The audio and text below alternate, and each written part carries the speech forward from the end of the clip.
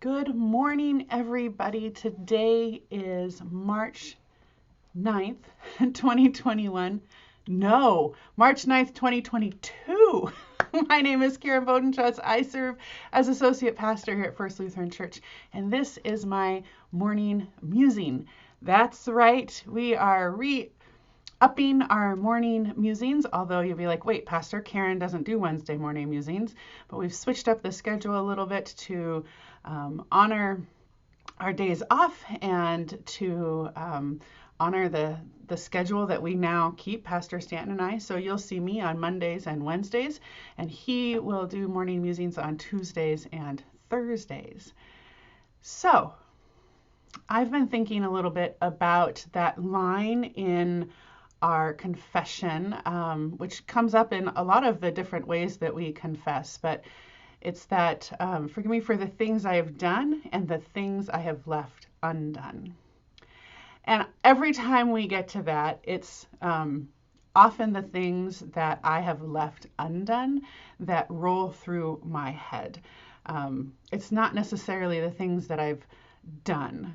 And I've been pondering that and thinking about the things left undone and how they tend to sit with me a little bit harsher than if I've done something wrong. Because that's easier to ask for forgiveness, right? If you've done something wrong, but if you haven't done something, no, that doesn't make any sense. But if you haven't done something and that inaction is wrong, that's sometimes perhaps a little bit harder to apologize for, especially if you haven't been vocal in whatever that is.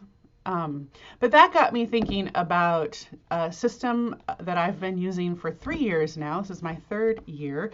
I use the bullet journal system, and I don't know if you're familiar with that or not, but I was thinking about it, and I think it's like daily examine, but like throughout the day. And what it is you, it's a way to be mindful, but it's also a way to be productive. I often hear it as a mindfulness tool disguised as a productivity tool. And so you have these lists that you make every day. We call brain dumping, rapid logging. So you just put down all the stuff that you need to do or thoughts that you've had throughout the day. And then review those each day. And what do you need to do? What do you not need to do? What needs to be moved to a different month? What needs to be looked at right away?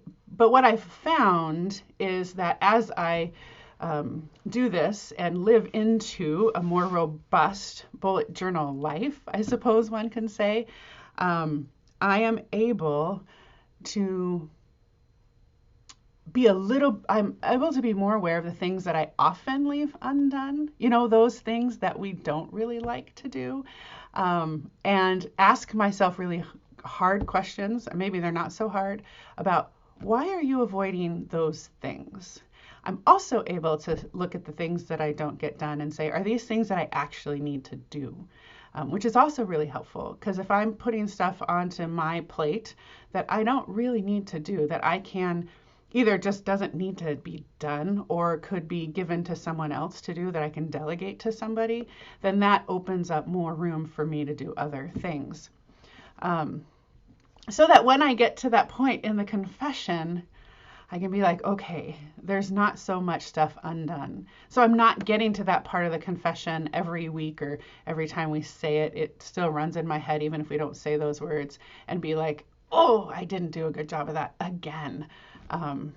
So that's how I've been working on being a little bit better about doing the things that I often leave undone. So that's what's been running through my head the last week, especially as we've come through Ash Wednesday and we've entered Lent. There's a lot of thought about the things we do and the things we don't do. And Pastor Stanton's question on Sunday, what do you do, has gotten me thinking a lot as well. So that's my morning musing. That's what's been going on in my brain, at least one of the things. It's good to be back and to have a chance to talk with all of you. I will see you again Wednesday because I will be taking Monday off.